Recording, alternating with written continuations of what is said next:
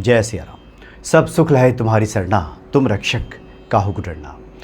हनुमान जी के जितने भी पाठ हैं उनमें से एक चमत्कारिक पाठ है हनुमान बड़वानल स्तोत्र। नाम से भी स्पष्ट हो रहा है ये जो बड़वानल शब्द है अपने आप में काफ़ी गहरा रहस्य रखता है। इसके बारे में भी हम बात करेंगे।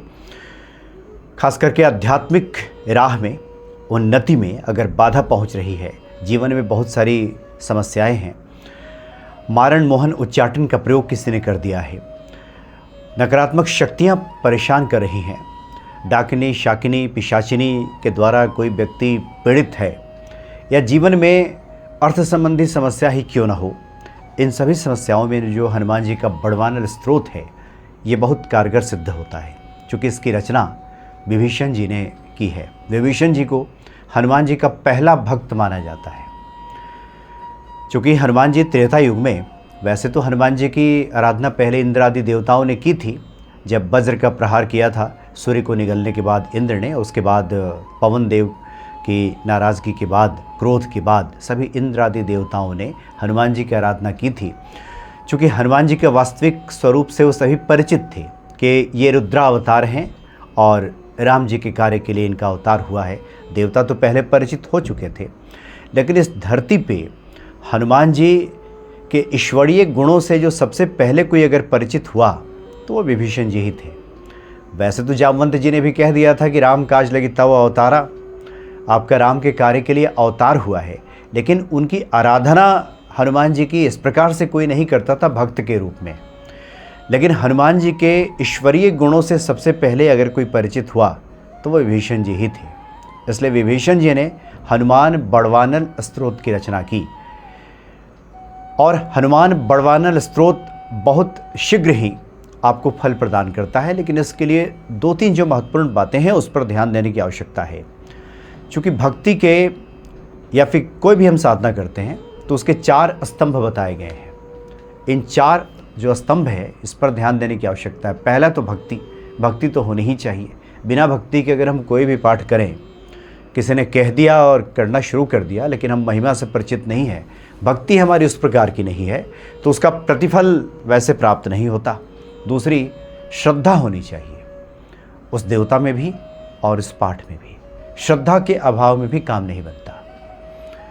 तो श्रद्धा किस प्रकार से बढ़े उसके लिए निरंतर प्रयास करते रहना चाहिए।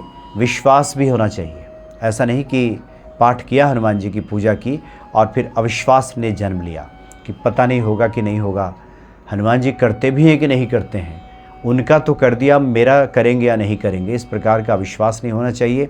और जो चौथा स्तंभ है वो है धैर्य। और जो धैर्य है यही सबसे पहले छूटने लगता है। लोग 1-2 साधनाएं करते हैं, एक बार 11 दिन 21 दिन का अनुष्ठान कर लिया, काम नहीं बना तो घबरा जाते हैं, परेशान हो जाते हैं और उसके बाद कहते हैं कि बात नहीं बनी। लेकिन अगर आप हमारे पुराने ग्रंथों का अध्ययन करें, जो भी हुए हैं, चाहे वो राक्षस हुए हों, ऋषि महात्मा कोई भी हुआ हो, उन लोगों ने कितनी कठिन तपस्याएं की हैं, कई बार की हैं। देवता भी नहीं बदला है। एक देवता की आराधना वो व्यक्ति कर रहा हो और अगर प्रतिफल नहीं मिला तो ऐसा नहीं कि बदल करके अब दूसरे देवता की आराधना शुरू कर दे, फिर उन्हीं की आराधना। रावण ने हजारों वर्ष तपस्या की, इस तरह की बात आती है। ऐसा नहीं है कि भगवान शिव एक लोटा आपने जल चढ़ाया और फिर अगले दिन ही प्रसन्न हो गए और सब कुछ दे डाला, ऐसा बिल्कुल नहीं है। इसलिए धैर्य भी बहुत आवश्यक है।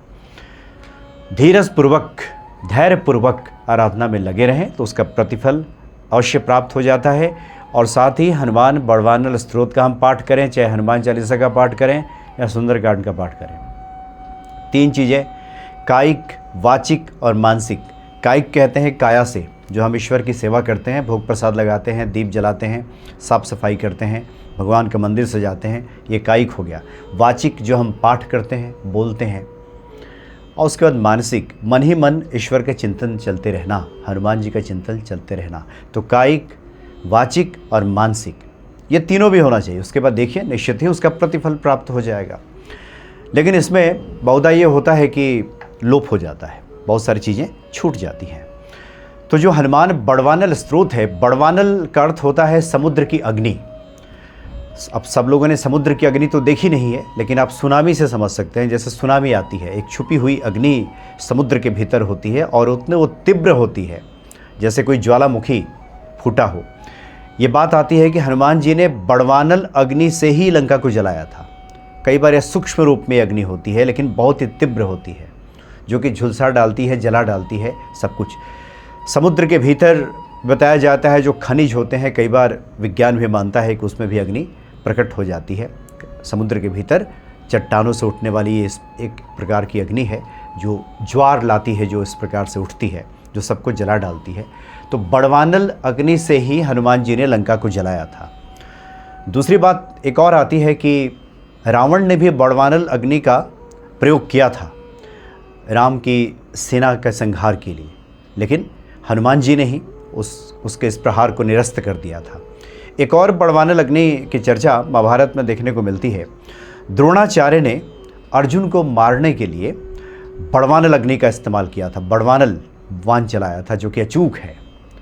लेकिन हनुमान जी चूँकि ध्वजा पे बैठे थे तो उन्होंने ही अर्जुन को बचाया था। ऐसे कई जगहों पे बड़वानल अग्नि की बात आती है।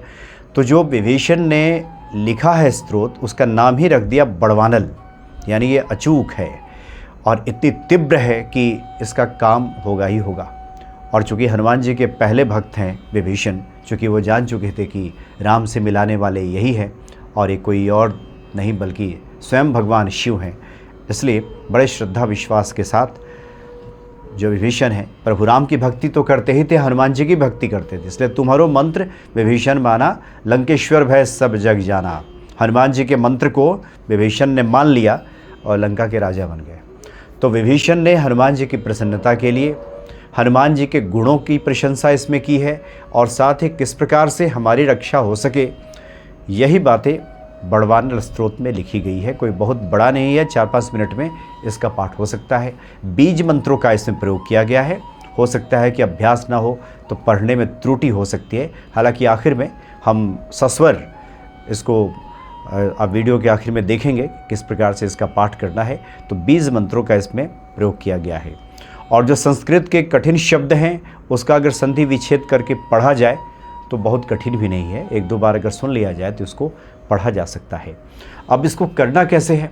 एक तो हमने बता दिया कि किसी प्रकार की परेशानी हो, मारन मुहन उच्चाटन किसी ने लगा दिया हो, कर दिया। उच्चाटन का मतलब है कि किसी कार्य में मन न लगना, कहीं से मन उचट जाना, आलस्य प्रमाद का शिकार हो जाना। आज के संदर्भ में इसको इस प्रकार से ले सकते हैं। तो जो लोग भी इस प्रकार के शिकार हैं, जीवन में बहुत सारी समस्याएं आ गई हैं, उसका कोई उपाय नहीं मिल रहा हो, तो चूँकि विभीषण जी ने भक्ति भाव से लिखा है हनुमान जी को प्रसन्न करने के लिए, इसलिए यह निश्चित ही काम करेगा।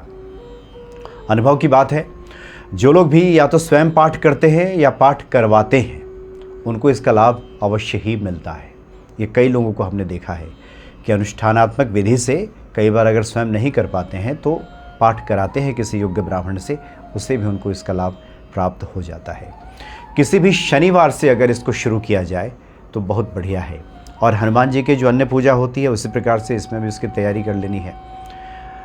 बाजोट पे लाल कपड़ा बिछा करके हनुमान जी को वहाँ पे विराजमान करके, या फिर राम दरबार हो वो फ़ोटो वहाँ पे लगा करके, और फिर जल का पात्र और सरसों के तेल का दीपक जला करके हनुमान जी को चूरमे का भोग लगा करके, या फिर जो आटे का रोट होता है, कुछ फल मिष्टान रख करके, गणेश जी का स्मरण करके, प्रभु राम का सुमिरन करके, और उसके बाद जो भी आपकी मनोकामना है उस मनोकामना को कहते हुए सबसे पहले इसमें आपको जो शुरू करना है हनुमान जी का ध्यान है, और उसके बाद पूरा ये पाठ है, ये पाठ करना है। प्रतिदिन भी एक एक अगर पाठ किया जाए तब भी इसका प्रतिफल हमें प्राप्त हो जाता है, या कम से कम 3 पाठ अगर किया जाए 11 दिनों तक तब भी उसका प्रतिफल हमें प्राप्त हो जाता है। बहुत से साधकों का अपना ये अनुभव है कि जिन लोगों ने 41 दिनों तक 108 पाठ किया है, साधना थोड़ी कठिन हो जाती है, क्योंकि आजकल के समय में हम देखते हैं कि 41 दिनों तक मन कर्म वचन से शुद्ध रह करके किसी भी साधना को करना बहुत थोड़ा मुश्किल हो जाता है। बीच में साधनाएं इस तरह की टूट जाती हैं, छूट जाती हैं। लेकिन जिन लोगों ने भी किया है 41 दिनों तक 108 पाठ करने में भी समय लगेगा। एक पाठ को करने में अगर 3-4 मिनट भी लगे तो 108 पाठ करने में समय लगेगा। हालांकि उसके लिए एक उपाय है कि हम उसमें मानसिक पाठ भी होता है, जहाँ सिर्फ निगाहें दौड़ती हैं और हम उसके भावार्थ से परिचित होते हैं, और उसके बाद ये पाठ पूरा हो जाता है। कई जगह पे संतजन जो विद्वान पंडित हैं इस प्रकार से भी पाठ करते हैं। तो 41 दिनों तक 108 पाठ अगर किया जाए तब तो ये सिद्ध ही हो जाता है। अगर इतना संभव नहीं है तो प्रतिदिन एक पाठ, और नहीं तो 11 दिनों तक 3-3 पाठ का संकल्प ले लिया जाए, शनिवार को शुरू करके, या मंगलवार को भी कर सकते हैं। लेकिन अगर बाधाएं बहुत ज़्यादा जीवन में है, बहुत सारी कठिनाइयाँ हैं, तो शनिवार का दिन सबसे उपयुक्त है कि शनिवार के दिन से ये पाठ किया जाए। और पाठ पूरा होने के बाद पुनः प्रभु राम का सुमिरन, और उसके बाद आरती दिखा करके क्षमा प्रार्थना, और फिर जल गिरा करके माथे से लगा करके शक्राय नमः फलम भवेत, जो हमने पूजा किया उसका फल हमें प्राप्त हो, तो निश्चित ही ये जो बड़वानल स्रोत है इसका हमें फल जो है वो प्राप्त हो जाता है। पुनः ध्यान देने वाली बात यह है कि इसमें जो 4 स्तंभ हमने बताया है किसी भी साधना के सफल होने की, भक्ति, श्रद्धा, विश्वास और धैर्य, ये जरूर होना चाहिए। धैर्य छूटना नहीं चाहिए। एक बार में नहीं हुआ, 2 बार, हालांकि इतना तय है कि अभी के भागम भाग भरे जीवन में ईश्वर को भी पता है, इसलिए एकाक्षरी मंत्रों की बहुत चर्चा होती है। हम आगे बात करेंगे, जिसको आजकल के ज़माने में लोग स्विच वर्ड्स कहते हैं। ये इसको एकाक्षरी मंत्र हमारे सनातन में धर्म ग्रंथों में कहा गया, एक अक्षर का मंत्र, जैसे श्रीम। तो उस प्रकार से आजकल तो एकाक्षरी मंत्रों से भी सब कार्य सिद्ध हो जाते हैं। और कोई भक्त अगर इस प्रकार से अगर हनुमान बड़वानल स्तोत्र का पाठ करे और उसको फल ना मिले, ये हो नहीं सकता। हमारे कहने का मतलब ये है कि जहाँ एक अक्षर के मंत्र से फल प्राप्त हो जाता है, वहाँ पे कोई भक्ति भाव से बड़वानल स्तोत्र का पाठ करे और उसको फल की प्राप्ति ना हो, यह असंभव है। हनुमान जी निश्चित ही प्रसन्न हो जाते हैं और जो कुछ भी हमारा उचित मनोरथ है उसको अवश्य ही पूर्ण कर देते हैं। इसलिए हनुमान बड़वानल स्तोत्र बहुत ही शीघ्र फलदायी है। अब आप हनुमान बड़वानल स्तोत्र का पाठ कीजिए। हम सस्वर ये आपको सुनाते हैं और उसके बाद आगे आप इसको पाठ करें। श्री हनुमान बड़वानल स्तोत्र विनियोग।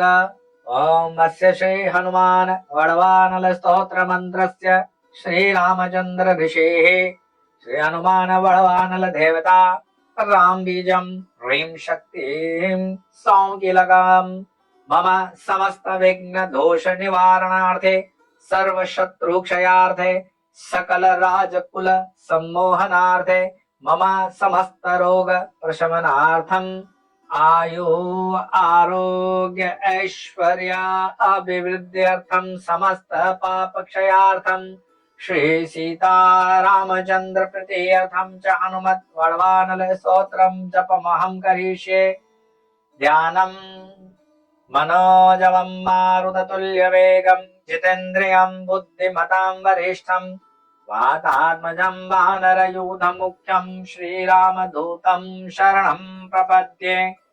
ओम राम ह्रीं ओम नमो भगवते श्री महाहनुमते प्रकट पराक्रम सकल दिग्मंडल यशोवितान धवलीकृत जगत्रितय वज्रदेह रुद्र अवतार लंकापुरी दह्य उमा अर्गल मंत्र उत्तरी बंदन दश शिरः कृतांतक सीताश्वसन वायुपुत्र अंजनी गर्भ संभूत श्रीराम लक्ष्मणानंदकर कपि सैन्य प्राकार सुग्रीव सहायक कर्ण पर्वतोत्पाटन कुमार ब्रह्मचारिण गंभीर नाद सर्व पाप ग्रह वारण सर्व जरोच्चाटन डाकिनी शाकिनी विध्वंसन।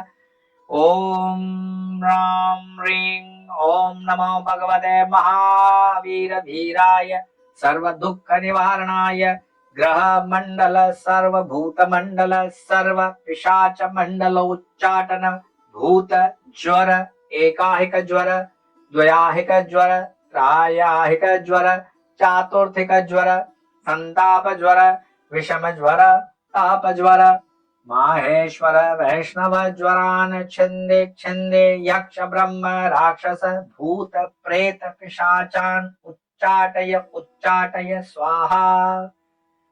ओम राम ह्रीं ओम नमो भगवते श्री महाहनुमते। ओम राम ह्रीं ह्रूं ह्रीं ह्रौं ह आं हां हां हां हां ओम सौं ऐ ऐ ओम हम ओम हम ओम हम ओम हम।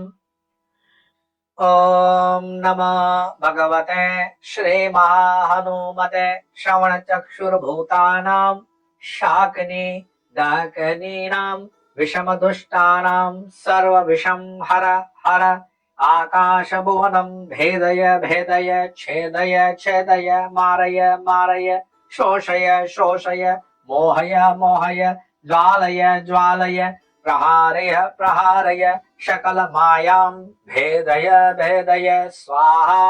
ओम राम ह्रीं ओम नमो भगवते महाहनुमते सर्वग्रहोच्चाटन परबलं शोभय शोभय सकल बंधन मोक्षणं कुरु कुरु शिर शूल गुल्म शूल सर्व शूला निर्मूलय निर्मूलय नागपाशान्त वासुकी तक्षक कर्कोटकाली यान यक्ष कुल जगत रात्रिंचर दिवाचर सर्प निर्विषम कुरु कुरु स्वाहा।